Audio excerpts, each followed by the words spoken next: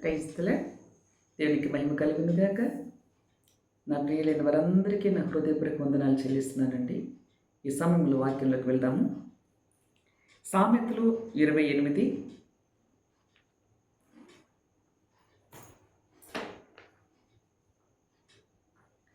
రెండవ నేను చూద్దాం.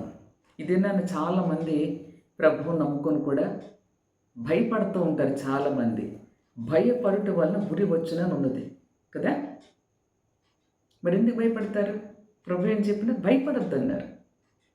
మనం భయపడద్దు, మన ప్రభు మన పక్షంగా ఉన్నారు. విరోధి ఎవడు? ప్రైస్తుడు. హల్లెలూయా. కనుక నీతిమంతులు ధైర్యంగా ఉంటారు. మీ నీతిగా జీవిస్తున్న భయం ఎందుకు? ధైర్యంగా ఉండాలి. హల్లెలూయా. అందుకే చూడండి, నీతిమంతులు సింహం వలె ధైర్యంగా ఉంటారట.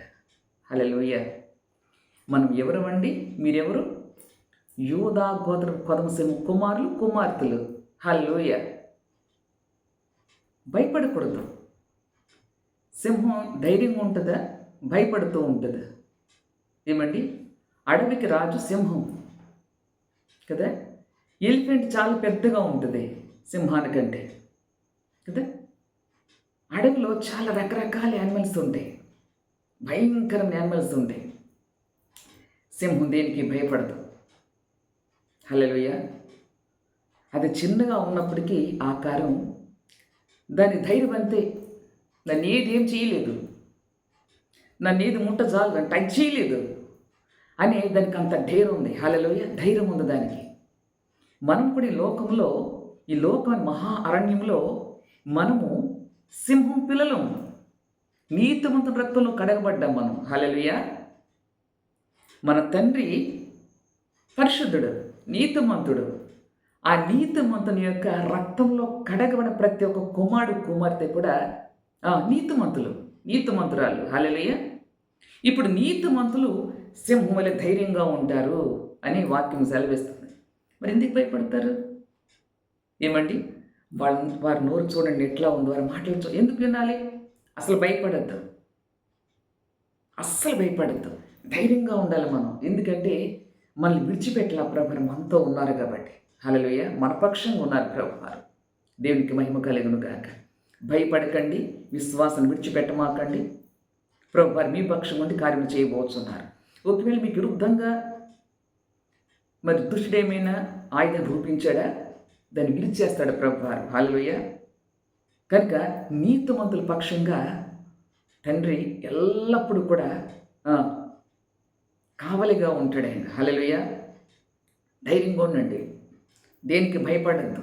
కోర్టు కేసు పెట్టినారా నీ మీద? ఏమండి, నీ ఇంటి వారు నీ మీద తిరగబాటు చేస్తున్నారా?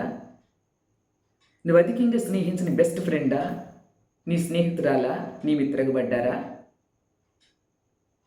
నేనెంత నీతిగా బ్రతుకుతున్నా కదా, నన్ను మోసం చేసినారని భయపడుతున్నావా, బాధపడుతున్నావా? ఏమి అస్సలు భయపడమాక. నీతిమంతుల పక్షంగా ఉంటాడు సైన్యములకు అధిపతి యెహోవా. హల్లెలూయా. దేవునికి మహిమ కలుగును గాక. నీకు విరోధంగా రూపించబడిన ఏ ఆయుధం వర్ధలదని చెప్పాడు దేవుడు. ఎందుకు భయపడాలి? ఏమండి, నీతిగా జీవించినట్లయితే అస్సలు భయము నీ గుమ్మం దాటి రాకూడదు. హల్లెలూయా. నీ వైపు చూడాలంటే గజగజలాడిపోవాలి. ఓకే, నేను ప్రార్థన చేసి ధైర్యంగా ఉండండి. ఆ కోర్టు కేసులు ఏంటి, ఎవరైతే నీకు విరుద్ధంగా ఆయుధం రూపిస్తున్నారో ఆ ప్రతి ఆయుధం ప్రభు విరిచేస్తున్నారు. కళ్ళు మూసుకున్నట్లు ప్రార్థన చేస్తారు. విశ్వాసంతో ఏకీభవించండి. దేవునికి మహిమ కలుగును గాక. హల్లెలూయా. తండ్రి, మీ పరిశుద్ధ నామానికి స్తుతులు స్తోత్రములు చెల్లిస్తున్నామయ్యా. ఈ యొక్క ఉదయకాల సమయంలో ప్రభా, నీ ప్రియమైన కుమారులు కుమార్తెలు కృంగిని స్థితిలో దేవా ఎంతగానో సఫర్ అవుతున్నారు ప్రభా. తండ్రి నాయన నమ్మించి ప్రభా తండ్రి పగా ప్రతీకారం అంటూ దేవా మరి కోర్టులు కేసు పెడుతూ దేవా అన్యాయంగా అక్రమంగా తండ్రి దాడులు చేస్తూ ఉన్నప్పుడు మరి కృంగిపోతున్నారు. నువ్వు కృంగిపోవద్దు. నువ్వు కృంగినడలా చేతకానబడి అయిపోతావు. ధైర్యంగా ఉండు. నీతిమంతులు ధైర్యంగా ఉంటారు, సింహం వల్లే అంటారు. కనుక నాయన తప్పు చేయనప్పుడు దేవా ధైర్యంగా నిలబడాలి. నా ప్రభు నా పక్షంగా ఉన్నారని. నీతిమంతుల పక్షంగా మాత్రమే తండ్రి ఉంటాడు. కనుక నా తండ్రి, ఒకవేళ వాళ్ళు లంచం పెట్టి డబ్బిచ్చి దేవా నీతిగా జీవించే వారి మీద తండ్రినైనా వారు ఏ విధము చేతను కూడా అక్రమంగా అన్యాయముగా వారిని ప్రభా బాధ పెట్టాలని ఎన్ని ప్రయత్నాలు చేసినా దుష్టుడు వేసే ప్రతి బాణములు కూడా యేసు నామములో ఆరిపోవునుగాక. వాడి ప్రతి ప్రయత్నాలు కూడా విఫలమవునుగాక. నీ బిడ్డల పక్షంగా నీవు నిలిచుండి అధికారులతో మాట్లాడి ప్రభా న్యాయాన్ని విచారించి వారికి తీర్పు తీర్చుటకు ఇదిగో నీతిగా జీవించే నీ బిడ్డల పక్షంగా నీవు నిలిచుండి జయము విజయం దయచేయమని ప్రార్థిస్తున్నాను. వారి కన్నీళ్ళు విడుస్తూ ఉన్నారయ్యా నీ సన్నిధిలో ప్రభా. కృంగిని స్థితిలో ఉన్నారయ్యా. అయ్యో ధనమంతా వ్యయపరుచుకున్నాను, లంచాలు పెట్టనయ్యా నాకు న్యాయం జరగట్లేదు అని కన్నీరు విడుస్తున్నారేమో. ఒకవేళ ఆ బిడ్డల పక్షంగా నీవు నిలిచుండి నీతో యుద్ధం చేసి నేను యుద్ధం చేస్తున్నావు కనుక ఇదిగో నీ బిడ్డలు నీతిని అనుసరించి నీ నీతిని అనుసరించి అడుగులు వేస్తున్నారు కనుక ఈ బిడ్డల పక్షంగా నీవు నిలిచుండి ఆ కోర్టు కేసును కొట్టివేయబడను గాక. ఆ కుదరని వ్యాధి బాధ రోగములు కూడా నాచరుడు యేసు నామములో కాలిపోవుని గాక. ఆ రోగం తెచ్చి దుష్టుని కాల్చివేస్తున్నాను. ప్రతి సమస్యల నుంచి విడుదల కలుగుని కాకుండా నేమ్ ఆఫ్ జీసస్. బిడ్డల హస్తాన్ని కృప వంచండి నిత్యము తండ్రి. నీ సన్నిధిలో వారి ప్రభ కన్నీరు విడుస్తూ ఉండగా వారి కన్నీరంతా నువ్వు తుడిచే దేవుడు. వారికి సంతోషం ఆనందం దయచేయండి. శత్రుపై విజయాన్నిచ్చి మీరు బయట తెచ్చుకోనమని యేసు పరిశుద్ధం స్తుతించి ప్రార్థిస్తూ నా ప్రియ బిడ్డలందరినీ కూడా యేసు పరిశుద్ధ నామములో ఆశీర్వదించి దీవిస్తున్నాను పరలోక మా ప్రియ తండ్రి. ఆమేన్ ఆమేన్. గాడ్ బ్లెస్ యు అమ్మా.